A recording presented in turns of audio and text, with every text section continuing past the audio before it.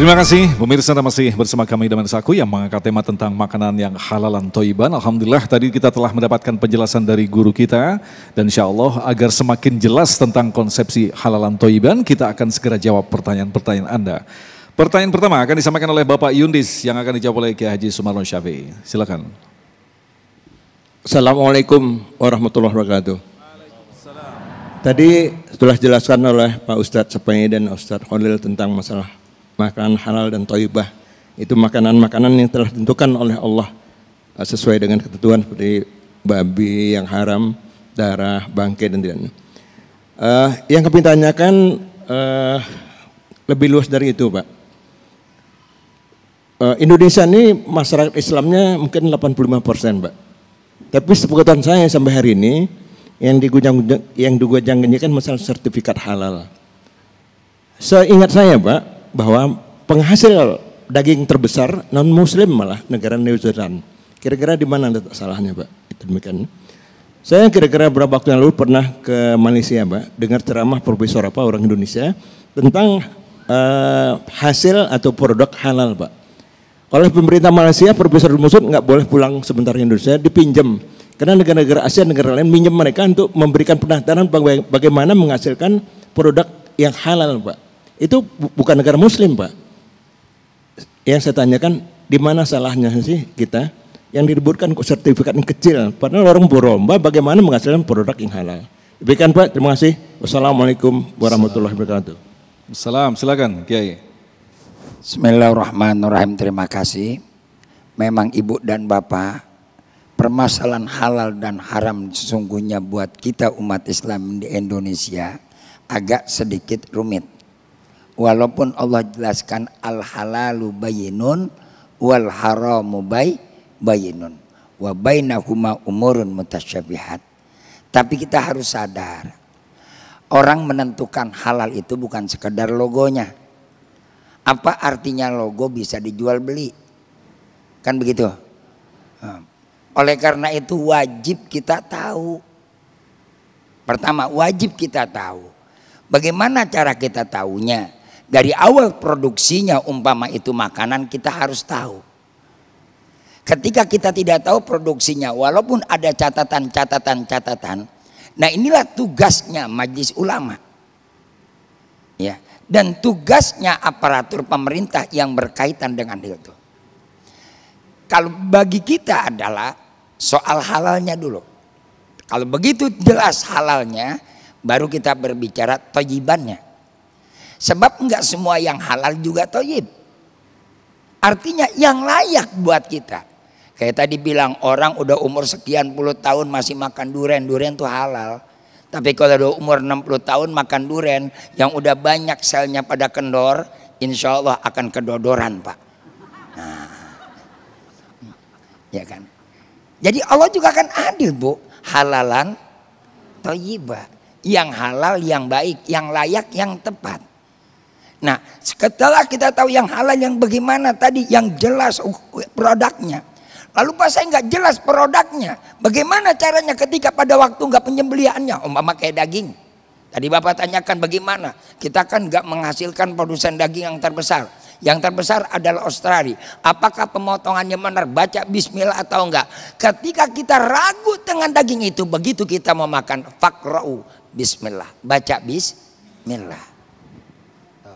Gampang kok, nggak sulit-sulit amat. Ini yang zatnya halal, yang kita nggak tahu cara pemotongannya. Jangan asal tenggak.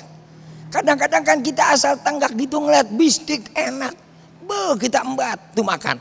Sadar bro, bistik emang enak, tapi Anda tahu nggak cara motong sapinya? Kalau nggak tahu cara motong sapinya, taunya saja kita masih ragu-ragu. Ketika ada keraguan, disuruh kita baca apa? Baca wa kullu amalin la yubda'u fi bismillah bil hamda aqta wa abtara. Tadi kan tujuan makan minta berkah, bukan minta kenyang doang. Gemuk belum tentu yang namanya kuat ibadah. Iya. Maaf yang gemuk, saya juga kan alhamdulillah kurus. Tapi yang kurus juga belum tentu orang itu nggak bergizi. Tidak. belum tentu nggak berenergi. Makanya gemuk belum tentu berenergi. Setelah dia punya energi, energinya kemana? Makanya ketika Allah Subhanahu wa Ta'ala memerintahkan kita suruh makan yang halal dan yang baik, supaya kita bergizi, berenergi. Setelah berenergi, kita bisa menghasilkan yang positif. Yang positif. Lah kalau nggak menghasilkan positif, buat apa? Energi kita banyak orang yang makan kenyang, banyak orang yang dapat kenyang. Jadi kan halal ada dua, ada zat dan juga ada caranya. Nah ini, cara ini yang paling penting. Zatnya halal tapi caranya nggak jelas. Hasil rekayasa, menipu kiri, nipu kanan. Yang penting asal dapat, yang penting perut kenyang. Ibu-ibu, bapak-bapak, tadi kan saya bilang, tujuan hidup kita bukan cari makan. Kalau orang tujuan hidupnya cari makan, apapun dia makan. Dan siapapun bisa dimakan. Baik Kiai, kita masih ada banyak pertanyaan, luar biasa sekali jawabannya. Selanjutnya kami persilakan kepada Ibu Eva yang akan dijawab oleh Kiai Khalil Nafis. Silakan. Assalamualaikum warahmatullahi wabarakatuh. Syukran atas pemaparannya dari Pak Kiai. Berkenaan dengan makanan, apabila kita telah terlanjur memasukkan makanan haram, ada sebagian keterangan menyebutkan apabila diri atau tubuh kita telah kemasukan makanan haram atau syubhat, maka kita akan sulit untuk mendapatkan petunjuk atau nasihat dari seseorang.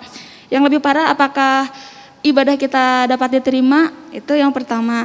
Yang kedua, bagaimana agar kita ingin kembali membersihkan diri atau tubuh kita, dan apakah makanan haram itu bisa hilang seketika dalam diri atau bagaimana? Baik. Terima kasih. Ini luar biasa pertanyaannya. Bahkan ada hadis juga yang menekankan 40 hari begitu ya, tidak diterima sholatnya. Bagaimana penjelasannya, Kiai? Makasih Bu Eva dan para hadirin pemirsa rahimakumullah. Man akala haraman lam tuqbal sholatuhu arba'ina yauman. Man akala haraman fannaru aula bihi. Kalau makan barang haram, sholatnya 40 hari tidak diterima. Jadi kalau sudah tidak terima sholatnya, sementara sholat itu tanha anil fahsya'i wal mungkar. Jadi tidak ada lagi kontrol dalam hidupnya, tidak ada lagi pengingat. Maka nasihat dari kuping kanan ke kuping kiri, bahkan nggak pernah masuk kuping, masuk rambutnya. Nah, kalau kita makan barang haram, fannaru aulabi, neraka lebih utama. Mungkin kita berpikirnya neraka setelah kematian. Di dunia pun juga terasa neraka.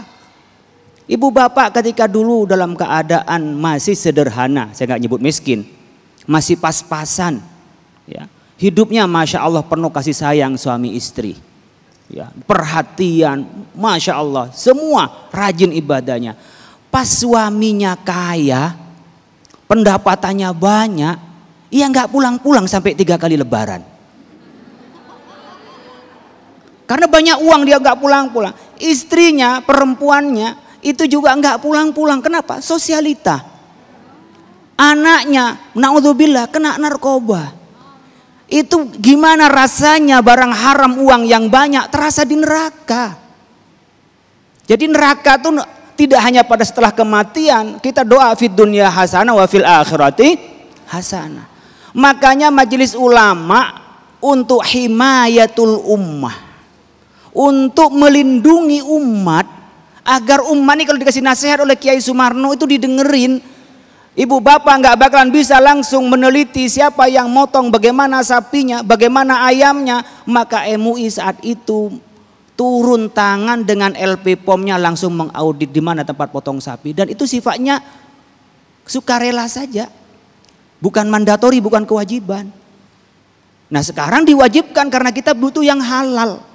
Jadi senang kalau ada undang-undangnya, pemerintah mau ngambil untuk administrasi, tapi yang menentukan halal dan haram tetap ulama. Administrasinya, pendaftarannya, ngeluarin kertas sertifikatnya, tapi yang menfatwakan adalah MUI yang melakukan audit di lapangan, namanya LPH, Lembaga Pemeriksa Halal. Biar ibu sekarang ngerti, jadi kerjasama Kementerian Agama, LPH itu bisa lembaga auditor. Yang masuk sekarang LP POM, Skovindo itu masuk, dan lain-lain nanti juga didaftarkan. Pihak ketiga, baru MUI itu menghalalkan. Jadi ibu kalau nanti masuk ke restoran, ada halalnya, ada logo halalnya, kemudian kok haram isinya, maka yang tanggung jawab di hadapan Allah adalah Majelis Ulama, LPH, dan Kementerian Agama. Jadi ibu-ibu nggak kena dosa. Tapi kalau sembrono masuk saja ke restoran, mau halal mau haram disantap, ibu tanggung jawab sendiri. Bukan kita yang tanggung jawab. Karena apa? Kesembronoan itu. Itu berkenaan dengan halalnya. Kemudian terlanjur dimakan Bapak Ibu sekalian. Nggak tahu, saya dulu pernah bareng istri saya perjalanan dari sini saya ke Belanda. Dari Belanda saya ke Jerman. Dari Jerman saya ke Wina. Ya, ke Wina. Kemudian saya ke Perancis. Mohon maaf, agak suka. Saya cerita saja, ini lagi bulan madu sama istri saya. Tapi bulan madu udah terlambat, anak sudah 4. Daripada cari yang baru. Jadi yang lama aja dibikin rasa baru. Saya makan nggak tahu. Kalau istri saya sangat hati, saya makan keliru. Duh, ternyata setelah saya baca kok ini bacon. Waduh, ini gimana caranya? Apa saya gimana cara bersihin mulutnya? Mau pakai kumur-kumur ya debu apa gimana ini gitu kan itu. Jadi ibu bapak sekalian, yang di luar kita bersihkan. Tentu kalau membersihkan itu babi, anjing itu kan ihdahuna biturab. 7 kali dihabiskan dulu ya, dibersihkan bau rupanya, kemudian dicampur dengan debu.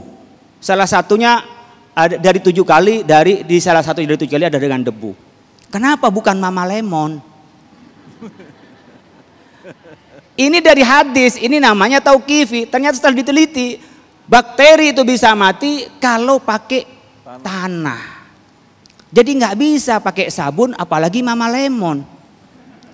Makanya di beberapa negara yang non muslim itu Bapak Ibu sekalian mengimpor tanah untuk mencuci barang yang dipakai. Barang banyak gorengan dipakai untuk goreng babi. Ibu bapak masuk sekalian, bapak sekalian menggoreng ayam, sapi, maka ikut najis, itu haram jadinya. Jadi haram karena proses tadi campuran olahan itu. Ini yang diteliti oleh MUI. Oleh karena itu kalau sudah terlanjur masuk, sudah yang luar-luar dibersihkan, yang dalam bersihin dengan apa? Istighfar kepada Allah Subhanahu wa taala. Ya Allah, istighfar, mohon lindung kepada Allah. Besok lebih hati-hati. Masya Allah, luar biasa sekali jawaban dari guru kita, dan insya Allah kita akan lanjutkan lagi untuk menjawab pertanyaan selanjutnya. Tetaplah bersama kami, Damai Indonesiaku.